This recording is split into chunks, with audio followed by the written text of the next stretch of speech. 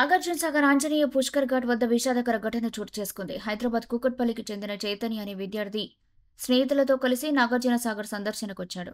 ఈ క్రమంలో ప్రమాదవశాత్తు కృష్ణానదిలో పడిపోయి గల్లంతయ్యాడు. సమాచారం అందుకున్న పోలీసులు వెంటనే గాలింపు చర్యలు ప్రారంభించారు. చైతన్య కోసం నదీ తీరంలో పోలీసులు, రక్షక సిబ్బంది విస్తృతంగా శోధనలు చేపట్టారు.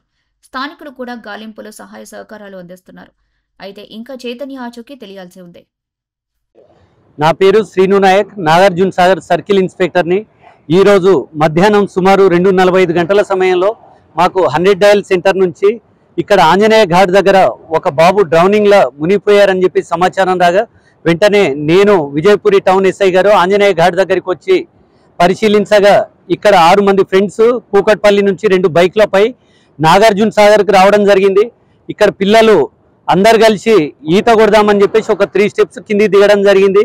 ఈ భారీ వర్షాల వల్ల ఫ్లడ్స్ పైనుంచి సుమారు 6.5 లక్షల క్యూసెక్లు రావడం వల్ల అట్టి వరదలో చాణక్య వయసు 15 సంవత్సరాలు, ఇంటర్మీడియట్ ఫస్ట్ ఇయర్ కూకట్పల్లిలో చదువుతున్నారు. అతను చాణక్య అనే అబ్బాయి కొట్టుకొని వరదలో పోవడం జరిగింది. దయచేసి తల్లిదండ్రులకు పోలీసు వారి విజ్ఞప్తి, పిల్లల్ని దయచేసి ఇంత దూరము ఎవరు పెద్దవాళ్ళు లేకుండా పంపకండి. ఫ్లోటింగ్ హెవీగా ఉండటం వలన యాత్రికులందరూ, టూరిస్టులు ఎవరు కూడా నీళ్ళలో దిగొద్దని చెప్పేసి మనవి చేస్తూ ఉన్నాము. SDRF టీంకు ఇన్ఫార్మ్ చేయడం జరిగింది.